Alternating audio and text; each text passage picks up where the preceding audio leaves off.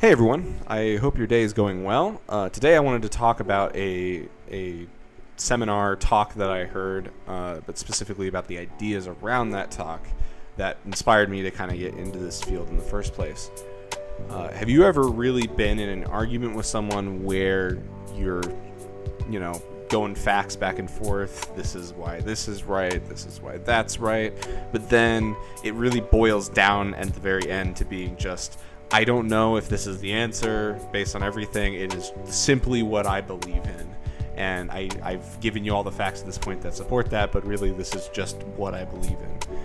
And I wanted to go into that idea a little bit more because I wanted to answer the question of whether people stumble across facts and information and then that's what informs their decisions, or whether people believe in things because of other factors and then that becomes the driving force for them finding information to support that belief. I'll also try to touch a little bit on people being, misinformed in a way that they're misinterpreting information that they find on their own, but also, sometimes they're just being misinformed by other people. And then I also wanted to look at the work that went behind the talk that I mentioned at the beginning, where they examined the beliefs of people about certain topics on a super right-wing space that I think is super cool and worth talking about.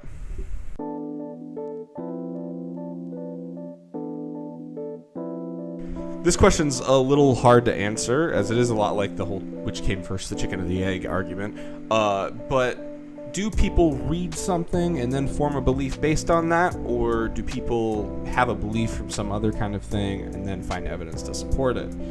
Well, people's minds do change, but it's rarely because people are reading something new or somebody tells them that something is the case, unless their mind is open to the idea or they don't already have an opinion formed on it. So in reality, people live in this set state of mind that is based on things that they already have opinions on that can alter based on other things, but in reality, this is what is called cognitive bias. And before we talk about a paper kind of related to this idea, I can speak from personal experience in that as a scientist, I have some cognitive bias in that I have some trust in science that some people do not. This means that every time I read a research paper, I am more likely to trust that the scientists in the research paper did things ethically and in a reproducible way that was rigorous, but I also know that this is not always the case, as there's multiple examples of unethical, fraudulent science. Yet, I still approach science in this way that I trust it in some way. And it's kind of in a similar way in how people will approach politically motivated things that align with their views. A Republican might approach a story written by more right-wing people as being more trustworthy than something written by a more left-wing website. Which gets into the paper that I wanted to talk about. There's this paper that examines comments on a really left-wing website, Daily Kos, which I've never heard of, so maybe I'm not as left-wing as I thought I was. And a really right-wing website, Breitbart, which I have heard of, surrounding two different time periods and articles about Roy Moore. And Roy Moore was a Republican candidate in 2017 for the U.S. Senate in Alabama. And the paper basically examines how argumentative people get. It's just more like, people are throwing hands in the comments. And they also did a little bit of seeing, which arguments were more, based in logical fallacies and things like that. This paper looks at comments during this time period of the election, but from two different points of view when certain events were happening. Like the first one is when Roy Moore won his Republican primary candidacy, him being a more conservative person over his other Republican candidate.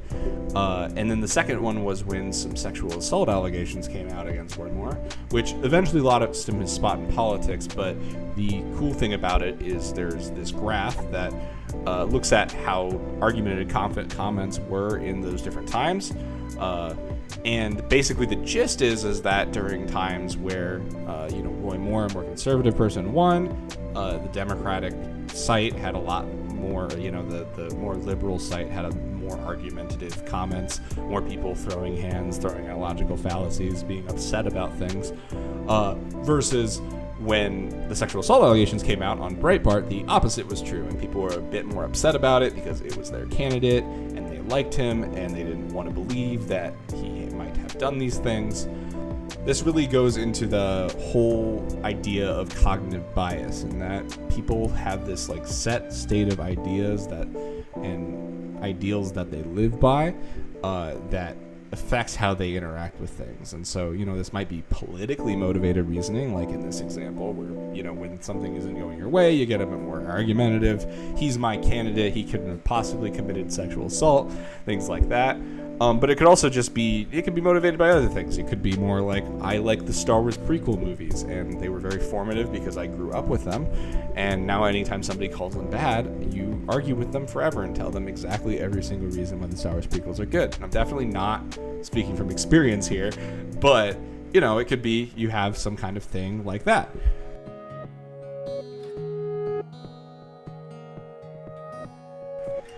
To ease into the next section, I want to make a distinction. I want to talk about how people, they find that evidence to support their beliefs.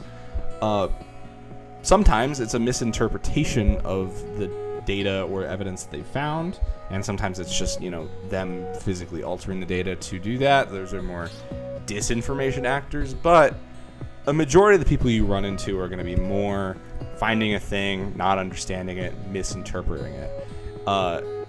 And I've been reading this book lately called How Minds Change by David McRaney. And there's a great example of this early in the book. In the beginning of the book, he's talking to a previous 9/11 conspiracy theorist. And he was talking through about the reasoning that he had behind thinking that, the jet fuel wasn't hot enough to melt the supports, therefore, the U.S. government did all of it and completely, made the whole thing up. But he eventually changed his mind after a lot of more emotional interactions and stuff too. But then when his mind started to change, he started to realize his misinterpretation after talking to some experts too, where, an expert in construction essentially said, you don't really need the beams to melt, you just need them to bend a little bit to cause force for the whole building to come down.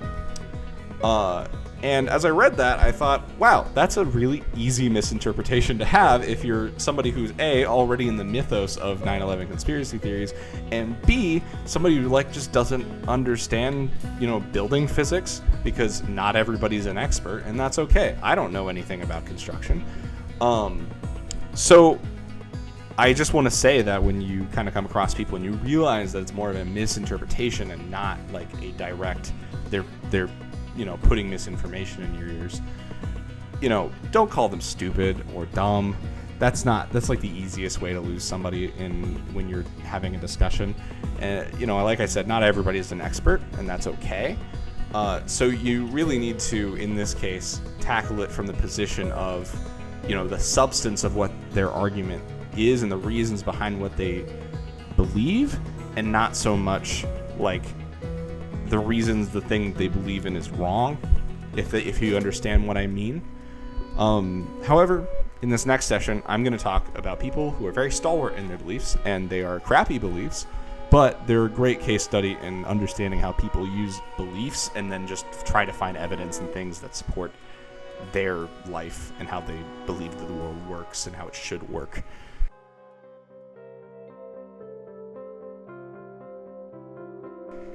It's a good idea to look at cognitive bias in people who are very solid in their views and that their entire worldview revolves around one thing. There are some papers by Dr. Yotam Ophir at the University of Buffalo, which is the person who came and talked to us at my institution. The papers examine Stormfront, which is a site for extremely right-wing white nationalists and how they view different issues. He came to my university, he talked in a seminar series, and it inspired me to really kind of look into this more. These studies were really interesting in that you might initially think this is a right-wing website full of white nationalists, right? They must be against things like vaccines and abortions. But if you thought that, you would actually be wrong. It turns out that only from the comments that they filtered through on Stormfront, only 52.5% of conversations were coded as being anti-vaccine, which is high for most social media sites. Twitter was around 13% ish, but and the only one that beat it out was Pinterest at 73% apparently, which is kind of nuts. What's going on at Pinterest?